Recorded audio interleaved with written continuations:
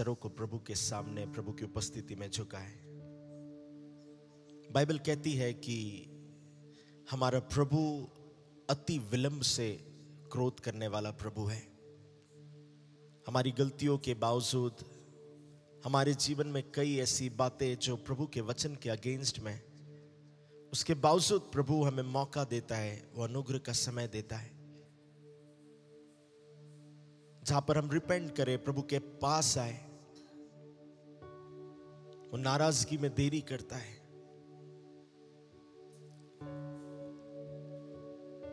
आइए उस खुदा की आराधना करें।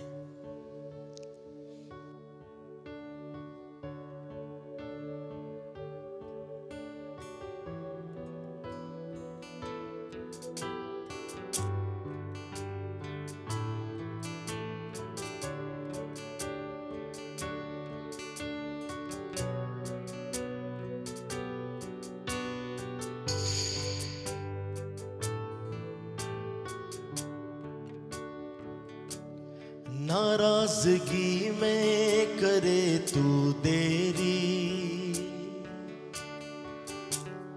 प्यार से ढापे मेरी गलतियां, रखे मुझको अपने पंखों तले, हर आंधी में, हर तूफान में। नाराजगी में करे तू देरी, प्यार से ढापे मेरी गलतियां, रखे मुझको अपने पंखों तले, हर आंधी में, हर तूफान में। जैसा भी मैं था मुझे अपना लिया, तू ही है मेरा सहायक पिता। तेरी दया कभी कम ना होगी, तेरी दया कम ना होगी, तेरी दया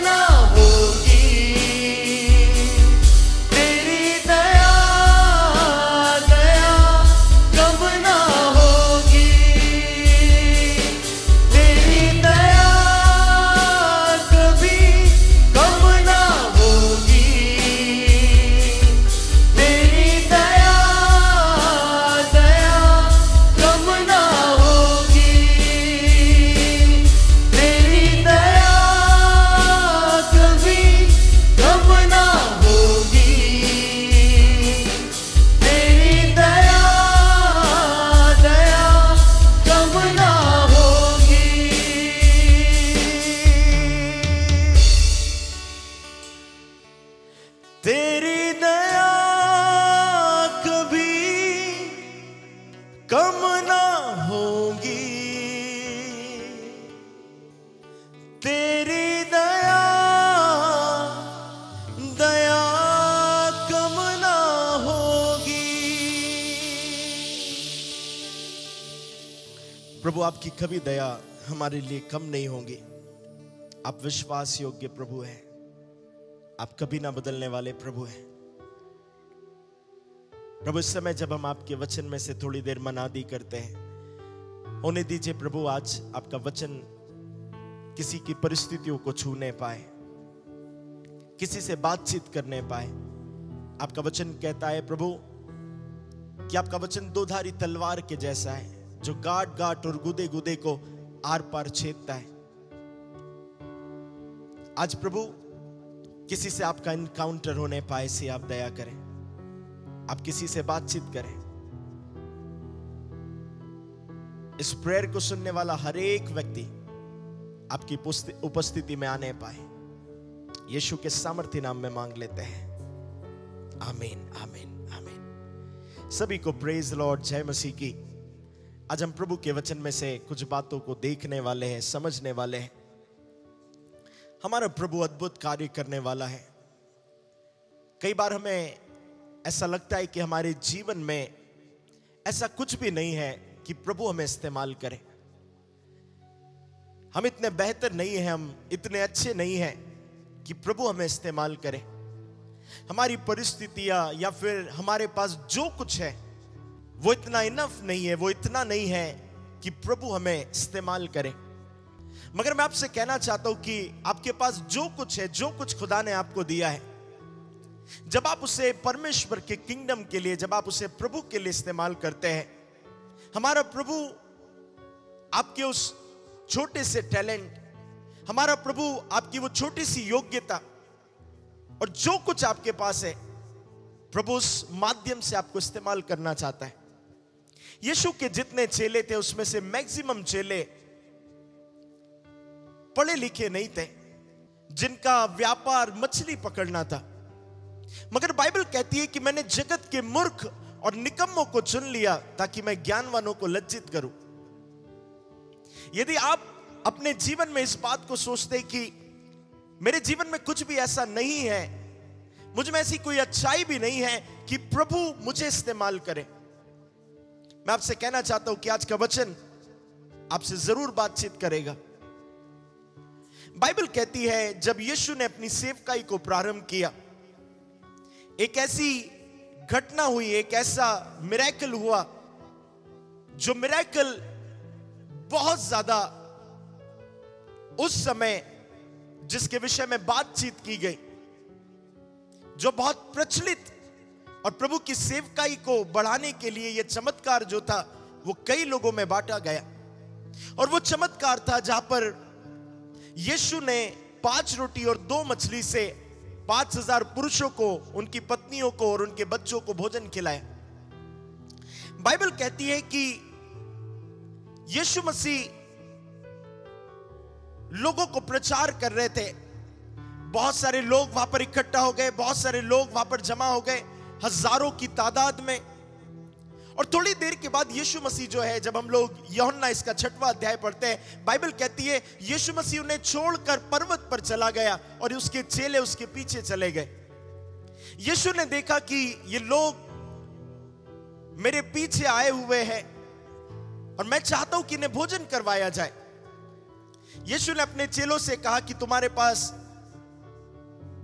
इन्हें देने के लिए कुछ भोजन है क्या? चेलों ने कहा कि हमारे पास भोजन नहीं है और हम जिस स्थान पर हैं, और यदि हम लोग कुछ भी मैनेज करें, पॉसिबल नहीं है। वहां पर एक चेला जिसका नाम फिलिपुस था, उसने कहा 200 दिनार की रोटी भी उनके लिए पूरी ना होंगी कि उनमें से हर एक को थोड़ी थोड़ी मिल जाए। कई बार हम हमारी समस्या प्रभु को बताने में बड़े एक्सपर्ट होते हैं, और फिलिपुस ने भी समस्या बताई कि 200 दिनार में भी हम भोजन नहीं करवा सकते 5000 पुरुषों का, उनकी पत्नियों और उनके बच्चों का। यह हमारी प्रॉब्लम है। मगर यीशु कहते हैं कि देखो यदि किसी के पास कुछ है तो। और चेले जाकर भीड़ में ढूंढने लगे किसी के पास कुछ है क्या। फाइनली उन्हें एक बच्चा मिला और वो लड़के ने अपना टिफिन बॉक्स लाया था। उस टिफिन बॉक्स में 5 रोटी और 2 मछलियां थी। आश्चर्य की बात है कि वहां पर 5000 पुरुष, उनकी पत्नियां और उनके बच्चे थे, मगर इन सब लोगों में सिर्फ एक ही वो दिमागदार बच्चा था, या उसकी मम्मी इतनी समझदार थी जिसने सोचा कि यदि मेरा बेटा यीशु के पीछे जा रहा है और यदि समय भी लग जाए तो मैं उसे टिफिन बॉक्स दे देती हूं। उस बच्चे ने अपने टिफिन बॉक्स में 5 रोटी और 2 मछली को लेकर आया था। चेलों ने कहा कि ये 5 रोटी और 2 मछली जो है ये टिफिन बॉक्स हमें दे दो, यीशु मसीह को इसका प्रयोजन है। और उस बच्चे ने दे भी दिया। जब आप आगे पढ़ते हैं आपको एक बात समझ में आएगी। उस बेटे के टिफिन बॉक्स में सिर्फ 5 रोटी और 2 मछली थी, जो उसके लिए और शायद उसके फ्रेंड सर्कल के लिए इनफ थी। उस बच्चे को लगा होगा इस 5 रोटी और 2 मछली से मैं भोजन कर लूंगा और मेरे मित्र शायद भोजन कर लेंगे। मगर उसे यह नहीं पता था कि वो उस टिफिन बॉक्स में 5000 पुरुषों, उनकी पत्नी और उनके बच्चों के भोजन को लेकर जा रहा है। कई बार हमारे पास जो योग्यताएं होती है, हमारे पास जो टैलेंट्स होते हैं, हमें ऐसा लगता है ये सिर्फ हमारे लिए सीमित है, ये सिर्फ हमारे घर के लिए सीमित है, ये शायद हमारे सिर्फ परिवार के लिए सीमित है। मगर मैं आपसे कहना चाहता हूं, जो आपके पास है, प्रभु ने जो आपके पास दिया है, यदि आप उसे प्रभु के राज्य के लिए इस्तेमाल करते हैं, वो मल्टीप्लाई होना चालू होता है और कई लोगों के लिए ब्लेसिंग बनता है। सो बच्चे को लग रहा था ये टिफिन बॉक्स जो छोटा सा है इसमें मेरे लिए भोजन है, मगर प्रभु को पता था इस छोटे से टिफिन बॉक्स में कई हजारों लोगों का भोजन छुपा हुआ है। आपको ऐसा लगता है कि आपके जीवन की योग्यता है जो थोड़ी है, आपको लगता है कि मेरे लिए है, मगर मैं आपसे कहना चाहता हूं, जब प्रभु आपको देखता है वो कहता है इसके जीवन में जो योग्यता है इससे मैं कई हजारों लोगों को ब्लेसिंग देना चाहता हूं। आपके जीवन में यदि आप निराशा से होकर गुजर रहे हैं और प्रभु से कह रहे हैं प्रभु मुझ में कोई योग्यता नहीं कि मैं आपकी सेवकाई कर पाऊं, मैं आपसे कहना चाहता हूं प्रभु चाहता है आपके पास जो कुछ है, आइए क्यों ना प्रभु के राज्य के लिए उसे प्रभु के हाथों में समर्पित कर देते हैं। मैं इस बात को हर बार कहता हूं, जब तक वो टिफिन बॉक्स बच्चे के हाथ में था तब तक वो सच में सिर्फ उसके खाने के लायक था, मगर जैसे ही उसने यीशु के हाथ में दे दिया, वो 5000 पुरुषों, उनकी पत्नी और बच्चों के खाने का भोजन बन गया। जब तक आपकी योग्यताएं, आपके टैलेंट और जो कुछ आपके पास है, जब तक वो आपके पास है वो सीमित है, मगर जिस मोमेंट पर आप अपनी योग्यताओं को, टैलेंट्स को, जो कुछ आपके पास है, जब आप प्रभु के हाथ में दे देते हैं, वो मल्टीप्लाई होना चालू हो जाता है। मैं आपसे फिर से आपको रिमाइंड कर कहना चाहता हूं, जो कोई भी मुझे सुन रहा है, आपके जीवन में छोटी छोटी योग्यताएं हैं, छोटे छोटे काम आप कर सकते हैं किंगडम ऑफ गॉड में, उसे करना प्रारंभ कर दे। जब आप अपनी थोड़ी सी योग्यताओं को प्रभु के बड़े से राज्य में इस्तेमाल करना प्रारंभ करते हैं, प्रभु उस छोटे से टिफिन बॉक्स को हजारों के लिए ब्लेसिंग का कारण बना देता है। बाइबल कहती है यीशु मसीह ने अपने चेलों से कहा कि लोगों को बिठा दो। लोग बैठ गए। अब समस्या की बात यह थी, रोटी 5, मछली 2 और पुरुष 5000, उनकी पत्नियां और उनके बच्चे।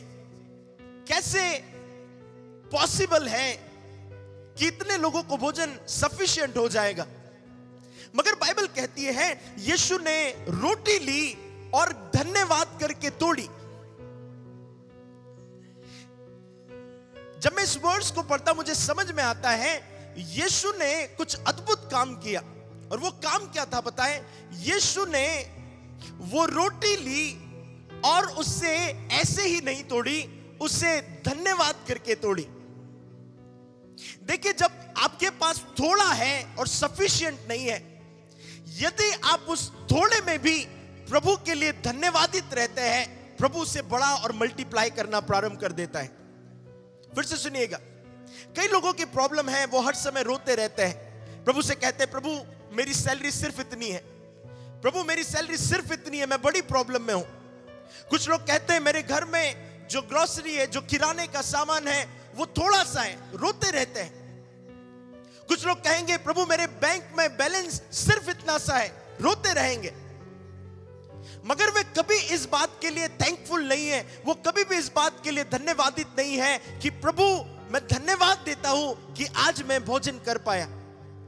प्रभु एटलीस्ट मेरे अकाउंट में 100 रुपीज है या मेरे अकाउंट में 1000 रुपीज है, प्रभु मैं इसके लिए धन्यवादित हूं।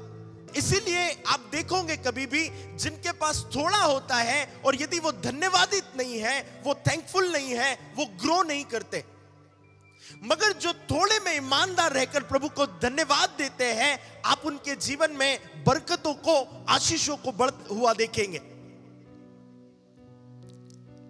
इवन मसीह लोग हर समय रोते रहते हैं। चर्च इसलिए जाते हैं क्योंकि प्रभु से कुछ चाहिए, प्रार्थना इसलिए करते हैं क्योंकि प्रभु से कुछ चाहिए।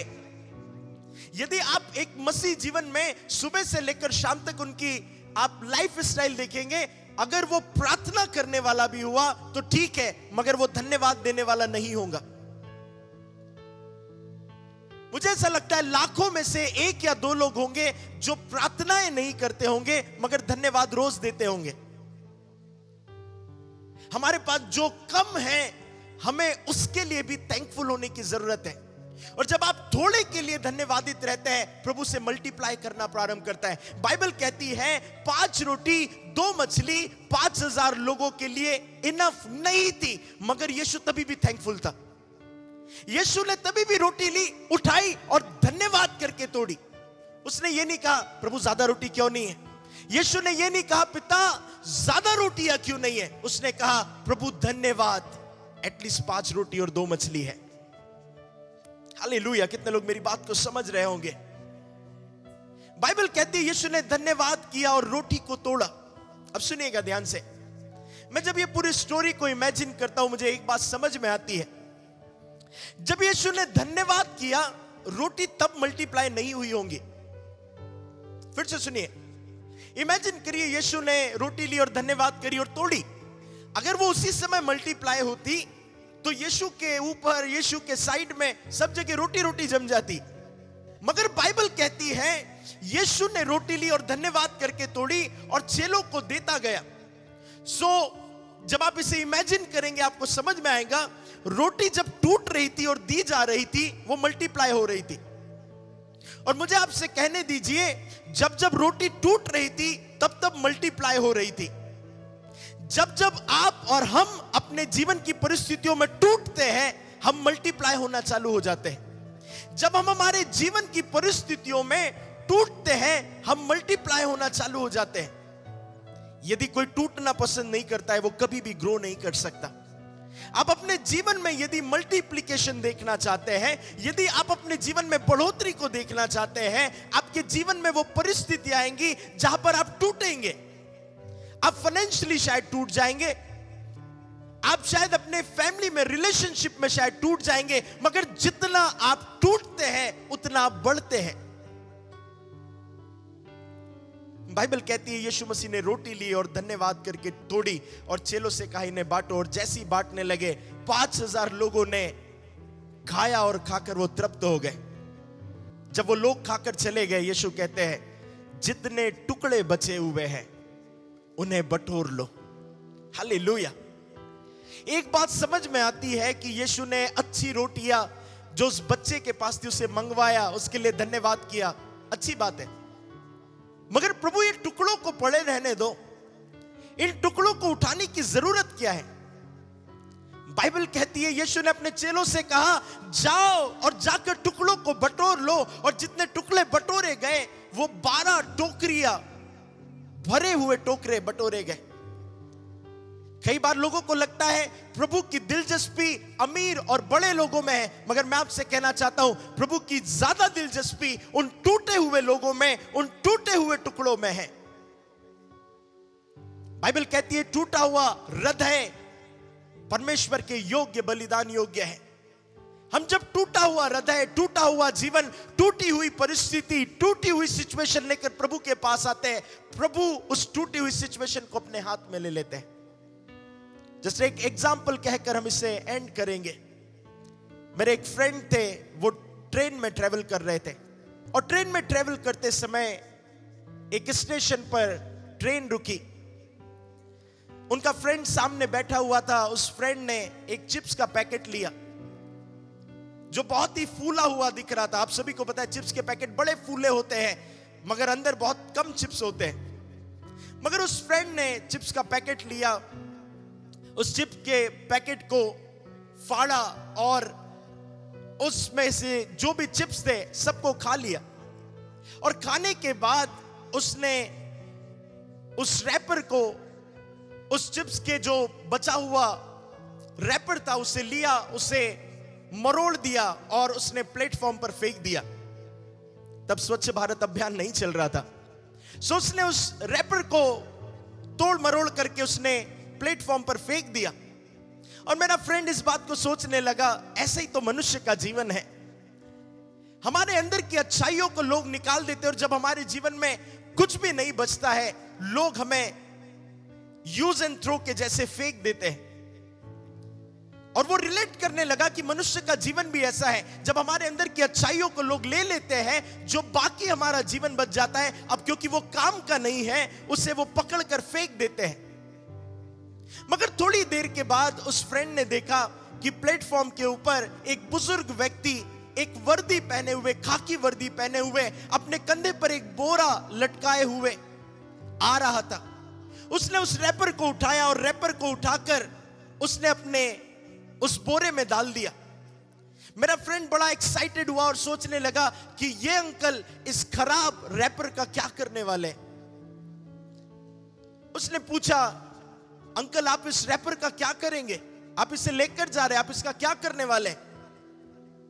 उस बुजुर्ग इंसान ने कहा, मैं इसे लेकर जा रहा हूं क्योंकि ये अब किसी काम का नहीं है, मगर मैं इसे लेकर जाऊंगा, एक कंपनी है, मैं उस कंपनी में इसे दूंगा, वे इसे फिर से रिसाइकल करेंगे, इसे फिर से नया बनाएंगे, इसके अंदर फिर चिप्स डालेंगे और इसे फिर से मार्केट में लेकर आकर इसे ऐसा बना देंगे कि लोग इसे फिर से खरीदने लगे।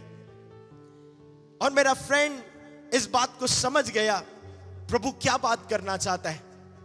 लोग हमारे जीवन की अच्छाइयों को निकालकर जब हमें फेंक देते हैं, तब यीशु आता है, हमें उठाता है। हमारी वो खराब परिस्थितियों में, गंदी परिस्थितियों में, जब हम पापी ही है, उन गलत परिस्थितियों में भी प्रभु हमें उठाता है, पकड़ता है और प्रभु हमें फिर से रिसाइकल करके, हमें फिर से नया बनाकर फिर से इस दुनिया में खड़ा करता है और हमें इस योग्य बना देता है कि लोग हमें जान पाए।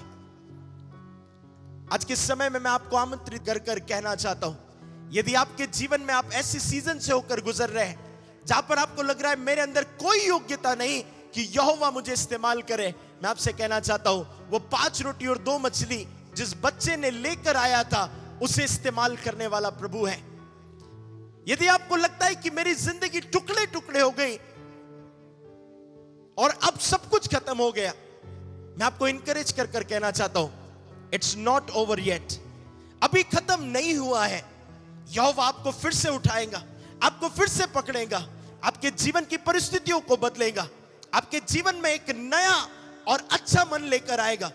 जैसे उसने उड़ाऊ पुत्र के जीवन में जब वो पिता के घर पर गया, उसे नई अंगूठी, नए वस्त्र पहनाए, वो सारी बातें आपके जीवन में कर कर आपको एक नया व्यक्तित्व देगा और फिर आप कह पाएंगे पुरानी बातें बीत गई, देखो अब सब नहीं है। मैं आपको इनकरेज करता हूं, आइए क्यों ना अपने उस टूटे हुए हृदय, टूटे हुए टुकड़े को हम प्रभु के पास लेकर आए। आइए अपनी आंखों को बंद करते हैं।